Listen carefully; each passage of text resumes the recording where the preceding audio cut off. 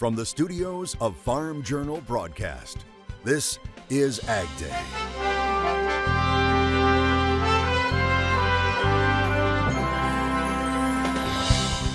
Taking back the land, how one rancher fought off an invasive species and won.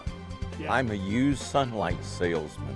As we go outdoors on the farm, cattle numbers continue to decline. It will take a little bit longer to get out of this. What that means for prices and markets as high summer heat builds in areas that don't need it. Yeah, this last full week of July looks like the most challenging yet for Western Corn Belt producers. The latest on what this can mean long term right now on AgDay.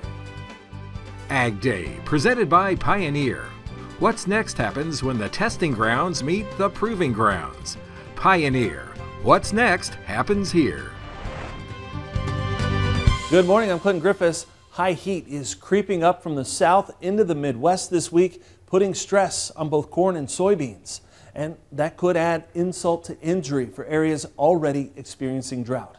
Now, this map from NOAA shows areas in for the most extreme temperature conditions compared to normal. The areas of the Midwest in yellow will see temperatures 7 to 10 degrees above normal. USDA meteorologist Brad Rippey says by the time the core of the heat arrives, widespread temperatures of 100 degrees or higher will hit the western corn belt to east of the Mississippi Valley. Even more damaging, there is little rain in the forecast at a time when corn and soybeans are in the reproductive to filling stages.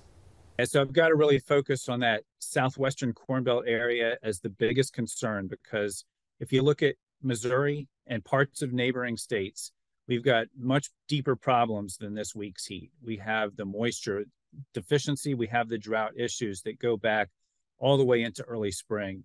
And so where we have those subsoil and topsoil moisture shortages in the southwestern corn belt, overlaying that with 100-degree heat this week, that is going to be another blow for corn and soybeans in those areas. Now let's get the latest snapshot on this heat from meteorologist Matt Engelbrecht. Matt. Yeah, something we talked about last week for this week, the heat and how it's going to build to eventually encompass a very large portion of the United States. Now for our Tuesday, you'll see more of the triple digits back into Omaha, but also Billings, as well as the panhandle of Texas and Oklahoma, and even back out here to the northeast, starting to hint at the triple digits into Missouri and St. Louis, 86 in Chicago though, but 93 in Minneapolis. And we talked about this last week, that if you want a pattern that is going to support extended heat for days, it's got to make its way all the way up into Canada, and you start to see the heat build more from the northwest, because all of that, including the air mass, is going to take some time to not only work across the United States, but also work out of the area. So we're expecting quite the heat wave to come through this week. And you see some of those numbers right there. Let's go take a look at this picture coming in out of Nebraska. Oh my goodness. Are you seeing this? This is brilliant. Look at them. This is coming in again from Nebraska. County Fair, we'll call it, this photo. Now, obviously, her son, Callie Jacobson of Nebraska, her son really enjoying himself with the blow dryer. It's so cute. I'll have more on your forecast. We talked heat. Let's talk severe weather coming up in just a bit. The U.S. cattle inventory continues to decrease. The latest cattle report showing the lowest inventory in almost a decade. USDA putting the July 1st total cattle inventory at just under 96 million head. Now, that's down 3% from the same time last year. It puts all cows and heifers that have calved at 38.8 million head, down 2%. Beef cows coming in at 29.4 million head, down 3%. And the calf crop is expected to be down 2% from last year. AgDay's Michelle Rook joins us. And Michelle, there are several factors contributing to these drops in numbers. Clinton, the main factor is still the lingering drought in cattle feeding areas of the U.S. and the lack of feed and forage. It showed up in the overall herd size being shrunk, but especially the reproductive factory, or that replacements number. The biennial cattle inventory was bullish, with the cattle herd down another 3% from last year. However, the cow herd was at only 38.8 million head, 100,000 below the 2014 low, marking the lowest total ever recorded in the July report. It's a result of continued liquidation in drought areas. When we look at the breakdown, cows and heifers, they were 2% below a year ago. Beef cows 3% below a year ago. So we have seen that lower inventory, which which we have been seeing, and that indicates that it will take a little bit longer to get out of this tightness of the cattle market. Calves under 500 pounds were also down 3%, with the calf crop 2% lower. Both reflect the fact the cow herd is not yet being rebuilt. Well, obviously you have lower cow numbers, you're going to have lower calf numbers. And until we can start to see those cow numbers start to increase and get closer, start to build a little inventory there, we're going to see a little bit of the depressed calves. And that's why we're seeing very strong demand at these auctions for feeder calves. USDA also released the cattle on feed report, which showed on-feed numbers down 2%, but placements in feedlots were up 3% from a year ago and 5% above trade estimates. Now, go figure, that's just the placement number's been a really moving target for quite some time. So we have 103% placement, 3% higher than a year ago. Schmal says there are some in the trade in disbelief of that placements figure. I'm Michelle Rook reporting for AgDay.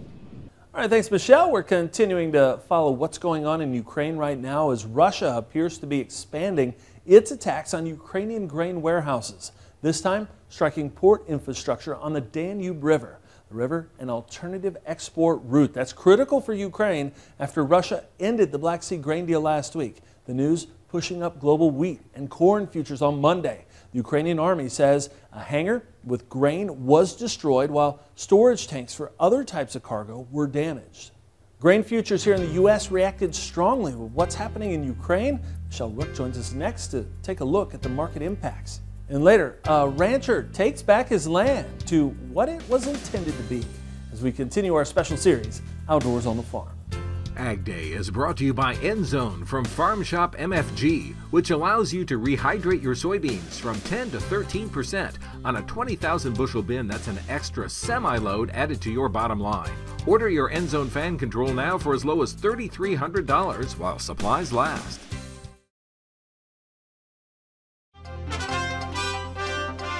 Grains exploding into the green on Monday. Michelle Rook has more on what's pushing up prices to start the week in markets now. Grain markets had another update on Monday. Oliver Slope Blue Line Futures joining us, and a sharp rally. Warren weather premium continues to be pumped into those grain markets, Oliver. And you know, how much risk premium do we need? Well, I think that is to be determined. And obviously, as you'd mentioned, a lot of green on the screen to start this week following those attacks, continued attacks on Ukrainian ports. And there seems to be a lot less panic, though, this time around versus last year, which I guess is a little bit of a silver lining. I think a lot of people have maybe got their ducks in a row, for lack of better term. So we're seeing a more orderly climb higher. But we did have wheat finish the day limit up. But with that said, looking at the options market, we're able to get a good idea at where the market would be trading if there were no limits. And the option market wasn't pricing in an enormous amount of panic. It was only about 3 to 5 cents higher when we were locked limit. So, you know, potentially there is some follow through, but you aren't seeing that spike in volatility like we saw last year. Looking at the CME CVOL index for wheat, the CVOL for wheat traded up to 59. To keep that in perspective, that is towards the high end of this year's range. But going back to the initial invasion of Ukraine, we saw the CVOL index spike to 105. So the volatility is still high, but not what it was last time around. So that's encouraging, and I like to see as a trader for sure. So we got above some key resistance in a lot of the complex, wheat, corn especially. And where do you think we project to in a lot of these markets now? Well, corn is bumping their head up against the 200-day moving average, that new crop contract that comes in at 575. I think that's going to be a huge barrier. That also represents a key retracement as well as some previously important price points. If the bulls can chew through that, potentially that spurs a little additional momentum, and maybe we go and make a run at $6. But I think a lot of this is going to depend on what wheat does and what weather does as well. Right now, the funds, the Commitment of Traders report, they're net short about 47,000 contracts, which is very indecisive. Broken down, that's 145,000 longs versus about 192,000 shorts. We're going to go one way or the other, but a lot of that is still kind of to be determined. All right. Well, thanks for joining us for that update of Blue Line Futures, Oliver Slope. And that is markets now. We'll have more AgDay coming up. Registration is open for the 2023 Pro Farmer Crop Tour, August 21st through the 24th. Attend one of our nightly meetings or join online as we gain insight on the 2023 growing season. Visit profarmercroptour.com/register to select the stop nearest you.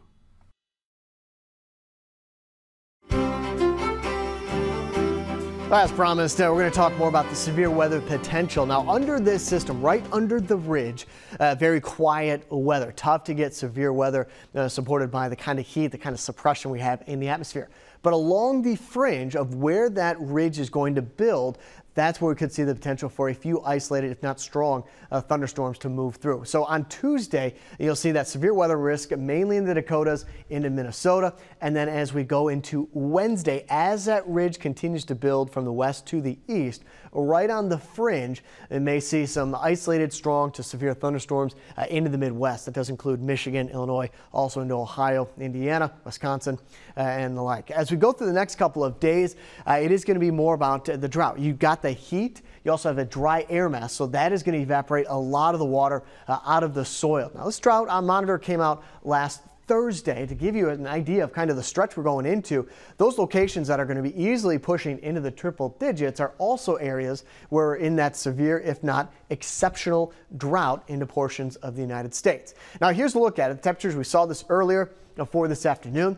Just want to reiterate that on the extreme ridge or on the outer bend of the triple digit heat, that's where we have a first shot of some severe weather coming up Tuesday afternoon. So the Dakotas back down here to the southwest. As we get into Wednesday, you start to see again that heat start to build in and across the United States, more into the Midwest. And it's right along that boundary between the upper 90s and the low triple digits that we have that severe weather threat. See how everything kind of matches up right along what's called that gradient. Now, underneath the heat, underneath that ridge, there's not going to be much in the way of relief. Maybe an isolated thunderstorm popping up in the heat of the day, but with this kind of pattern, it's very easy to suppress that kind of development right under those triple digits. So 105 in Dallas, 107 in Tulsa. Again, that's coming up on Wednesday, with the 90s extending back off towards the west and also to the east. So the flooding potential kind of follows that for our Thursday as well, back up where that gradient is located. As that ridge develops and moves to the east,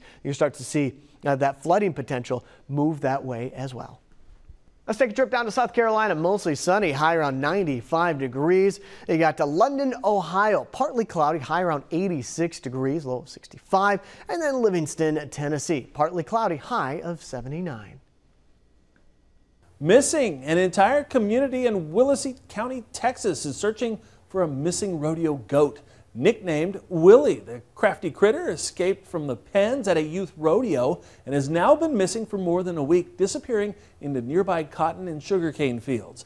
Residents are using horses, ATVs, and there's talk of calling in a helicopter to find Willie. Even local businesses are getting on board, donating 90 prizes and gifts worth $50,000 to anyone who finds the goat. Now, this all happened during the Willacy County Livestock Show and Fair.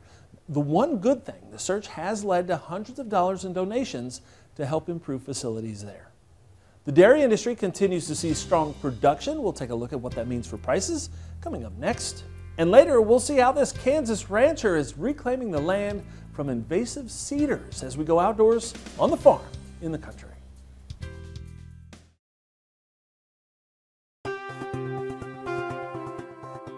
The latest milk production report from USDA failed to bring good news producers wanted to hear. Production in the 24 major states last month totaled just over 18 billion pounds. Now that's up a fraction from June of last year. Production per cow was up about 1 pound. The number of milk cows on farms was just under 9 million head. Now that's 14,000 more than June of last year, but 20,000 head less than this past May. The biggest takeaway would be the decline in cow numbers, low milk prices, high beef prices. Farmers were looking for ways to generate some income. That's probably the biggest factor that's going to influence milk prices as we move forward from here. Experts say that massive fire at a dairy farm in Texas 2 months ago is reflected in these latest numbers from that state, with Texas down 13,000 cows and production down 5%. July Class 3 milk futures starting the week below $14 per hundredweight. In response to petitions from the dairy industry, USDA says it will hold a hearing to discuss potential revisions to the federal milk marketing order system. Dairy producers know that system determines the price farmers receive for fresh milk. The hearing will take place Wednesday, August 23rd in the Indianapolis suburb of Carmel. The American Dairy Coalition has indicated strong support for a change in the current price-setting formula for milk intended for retail sale, specifically a proposal to use the higher of rather than the current average of pricing method. The ADC says the net loss that has accumulated for dairy producers since the average of method was implemented will exceed $1 billion next month. The group CEO saying the formula has taken 55 cents per hundredweight away from farmers on all Class 1 use nationwide. Now, farmers and ranchers work hand in hand with nature. Up next, how one Kansas landowner pushed back against an encroaching invasive species to reclaim the land's original form and function. Outdoors on the Farm, next.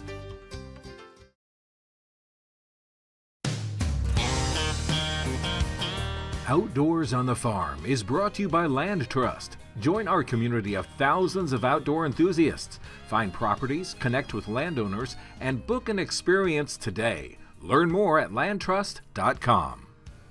When it comes to invasive species, sometimes nature needs a helping hand. This week on our special series, Outdoors on the Farm, Chip Flory focuses on ranch land in Kansas and how the owner has helped to reclaim the landscape. Welcome to Outdoors on the Farm. I'm your host, Chip Flory. We are in south central Kansas, and I'm telling you right now, when you get west of the Medicine River in south central Kansas, Kansas looks a whole lot different than what I thought it was going to. You get into the Gypsum Hills and the range country. The history behind the area is absolutely fascinating to me. So, Ted Alexander, when did you move out here to the ranch? I moved out here in 1985. Okay, and what did this ranch look like in 1985? Well, I didn't know what it looked like because it was covered in cedar trees.